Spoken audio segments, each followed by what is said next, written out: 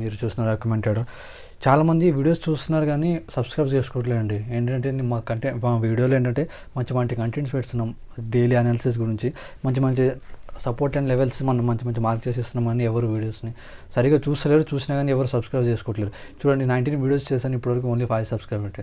Please ఎవరైతే కొత్త వాళ్ళు వస్తే ప్లీజ్ మా ఛానల్ సబ్స్క్రైబ్ చేసుకోండి. ఓకే, ఇప్పుడు ఏంటంటే మనం ఫస్ట్ నిఫ్టీ అండ్ బ్యాంక్ నిఫ్టీలో అనాలిసిస్ చేసి మనము మండే రోజు ఎలా ట్రేడ్ చేయాలని చూసుకుందాం. ఓకే, ఫస్ట్ మనం వీక్లీ చార్ట్స్లో చూసుకుందాం బ్యాంక్ నిఫ్టీ, దాని తర్వాత నిఫ్టీ. ఓకే, వీక్లీ చార్ట్లో చూసుకుంటే మనకు చాలా క్లియర్ కట్గా కనిపిస్తుంది మార్కెట్. ఒకసారి చూడండి, మార్కెట్ ఇక్కడ నుంచి ఇక్కడికి వెళ్ళి ఇలా డబుల్ పార్టింగ్ బ్రేక్ వచ్చేసి ఇక్కడ మనం దీన్ని బ్రేక్ చేసింది. లాస్ట్ టైం మార్కెట్ బ్రేక్ చేసి పైన సస్టైన్ కొద్దిసేపు సస్టైన్ మళ్ళీ మార్కెట్ అనేది ఇదేదైతే ఉందో సెల్లింగ్ జోన్ దీని లోపలికి వచ్చింది. చూడండి, లెవెల్ ఏదైతే ఉందో లాస్ట్ టైం ఇది మంచి సపోర్ట్ రెస్టెంట్గా లెవెల్ బ్రేక్ అయ్యింది, మంచి రెస్టెంట్ బ్రేక్ అయ్యే మార్కెట్ మళ్ళీ ఇప్పుడు దాని లోపల అనేది మార్కెట్ ఉంది. ఇప్పుడు 45,634 మనకు లాస్ట్ వీక్ క్లోజింగ్ ఇచ్చింది వీక్లీ చార్ట్లో చూసుకుంటే. సో మార్కెట్ మళ్ళీ అనేది సెల్లింగ్ లోపలికి వచ్చింది మార్కెట్.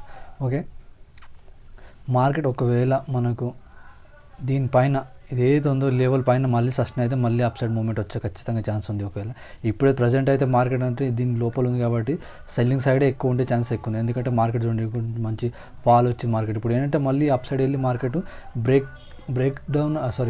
బ్రేక్అవుట్ ఇచ్చి మార్కెట్ మళ్ళీ అనేది ఇప్పుడు దీని లోపలనే మళ్ళీ సస్టైన్ అవుతుంది కాబట్టి సెల్లింగ్ సైడ్ ప్లాన్ చేసుకోవడం బెటర్. ఓకే, ఇది వీక్లో డైలీ చార్ట్లో మనం ఎట్లా ఉందో చూసుకుందాం. ఒకసారి మార్కెట్లో చూసుకుంటే లాస్ట్ మనకు థర్స్డే రోజు మంచి సెల్లింగ్ వచ్చింది మార్కెట్లో.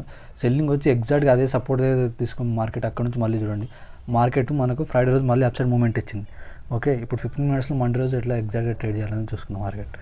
ఓకే, ఇప్పుడు చూసుకుంటే మనం మార్కెట్ ఇక్కడ నుంచి నేను లాస్ట్ వీడియోలో చెప్పాను మార్కెట్ అంటే ఒక 2-3 డేస్ సైడ్ వేస్ అయిపోతుంది మార్కెట్. ఇక్కడ సైడ్ వేస్ అయ్యి దాని తర్వాత అనేది బ్రేక్అవుట్ అయ్యి మార్కెట్ పైన సస్టైన్ అవ్వట్లేదు, మంచి సెల్లింగ్ వస్తుంది. లాస్ట్ ఒక 3-4 డేస్ బ్యాక్ చూసుకుంటే దాంట్లో కూడా సేమ్ ఇలానే ఉంది మార్కెట్. 2-3 డేస్ సైడ్ వేస్, ఇక్కడ 2 డేస్ సైడ్ వేస్ అయింది మార్కెట్.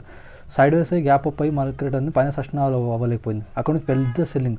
ఎప్పుడైతే మార్కెట్ 2 డేస్ కానీ 3 డేస్ మార్కెట్ సైడ్ వేస్ అయితే దాని తర్వాత గ్యాప్ అప్ అయింది అనుకోండి, మార్కెట్ సెల్లింగ్లో వస్తే మాత్రం ఒక 800-900 పాయింట్స్ మాత్రం సెల్లింగ్లో వస్తుంది మార్కెట్. ఓకే, ఇప్పుడు ప్రజెంట్ మనం రేపు ఎలా ట్రేడ్ చేయాలో చూసుకుందాం. సైడ్ ప్లాన్ చేసుకున్న వాళ్ళు దీనిపైన ప్లాన్ చేసుకోవచ్చు. మనం 46,000 పైన మనకు సైడ్ ప్లాన్ చేసుకోండి. సైడ్ ప్లాన్ చేసుకోవాలనుకుంటే మనకు ఒకవేళ మార్కెట్ దీని కింద సస్టైన్ అయితే ఈ లెవెల్ కింద 45,500 కింద మార్కెట్ సస్టైన్ అయితే ఫస్ట్ టార్గెట్ మనకు ఇదే ఫస్ట్ టార్గెట్ అండి. ఇక 44,900 చాలా పెద్ద టార్గెట్, కానీ మనం ఫస్ట్ దానికన్నా ముందు ఒక ఫస్ట్ టార్గెట్ పెట్టుకుందాము. ఆ ఫస్ట్ టార్గెట్ వచ్చేసి 45,255, దాని తర్వాత 44,950 ఇది పెట్టుకుందామండి. 45,900. ఓకే, సైడ్ ప్లాన్ చేసుకోవాలంటే మనము దీనిపైన ప్లాన్ చేసుకోవచ్చు. మనం దాని కింద అయితే ఇక్కడ ప్లాన్ చేసుకున్నా కానీ మళ్ళీ ఇక్కడ నుంచి బయర్స్ ఉంటారు, సెల్లర్స్ ఉంటారు కాబట్టి ట్రాప్ అయ్యే ఛాన్స్ ఎక్కువ ఉంది.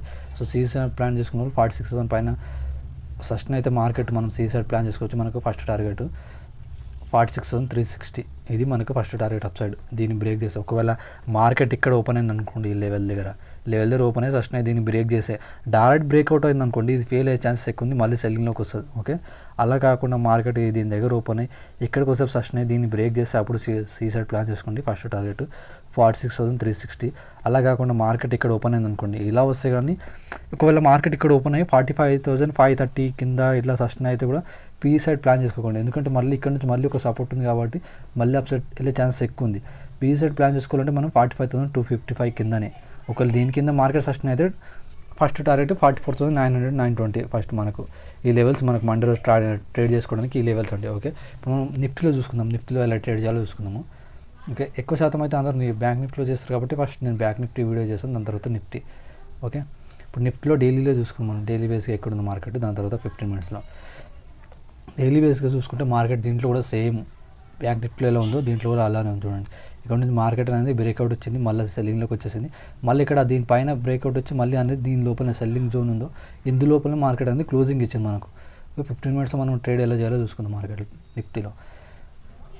నిఫ్టీలో చూసుకుంటే మనకు సైడ్ ప్లాన్ చేసుకుంటే క్లియర్గా కనిపిస్తుంది. మనం 21,800 లెవెల్, దీనిపైన మనము సైడ్ ప్లాన్ చేసుకోవాలి. మనం 21,800 మంచి క్లియర్ కట్గా ఉంది మార్కెట్ ఇక్కడ.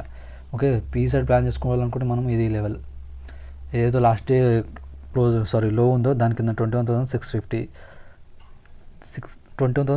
దగ్గర ఇక్కడికి వచ్చి దీన్ని బ్రేక్ చేస్తే మనకు పెద్ద సపోర్ట్ వచ్చేసి మనకు సైకాలజికల్ నెంబర్ ఉంది కాబట్టి మనకు పెద్ద సపోర్ట్ వచ్చి 21,500 లెవెల్ పెద్ద సపోర్ట్. ఓకే, ఒకవేళ అప్ సైడ్ మనకు మార్కెట్ అప్ సైడ్ మూమెంట్ ఇస్తే దీనిపైన సస్టైన్ అయితే 21,800 పైన మనం ఈజీగా సీ సైడ్ ప్లాన్ చేసుకోవచ్చు. మనకు అప్ సైడ్ మూమెంట్ ఫస్ట్ మనకు అప్ సైడ్ మూమెంట్ వచ్చేస్తే మనకు ఫస్ట్ టార్గెట్ ఏదంటే 21,900 సారీ 933 పెట్టుకోండి. ఫస్ట్ టార్గెట్ ఇది. దాని తర్వాత 22,000 సైకలాజికల్ కాబట్టి 22,020 ఈ లెవెల్స్ మనకు నిఫ్టీలో. ఒకవేళ మార్కెట్ ఇక్కడ క్లోజింగ్ ఇచ్చింది కాబట్టి దీని దగ్గర ఓపెన్ అయ్యి ఇక్కడ దీన్ని బ్రేక్ చేస్తే 21,800, ఫస్ట్ టార్గెట్ 21,933, దాని తర్వాత 22,020. ఒకవేళ మార్కెట్ దీని దగ్గర గ్యాప్ డౌన్ అయింది అనుకోండి, గ్యాప్ డౌన్ ఏదైతే లాస్ట్ డే లో ఉందో దాన్ని బ్రేక్ చేస్తే మళ్ళీ సెల్లింగ్లో ఖచ్చితంగా మార్కెట్ వచ్చే ఛాన్స్ ఉంది కాబట్టి దాని తర్వాత మనకు ఫస్ట్ టార్గెట్ 21,500. ఓకే, ఈ లెవెల్స్ కానీ మా వీడియో కానీ వస్తే please like, share and subscribe అండి. Thank you everyone.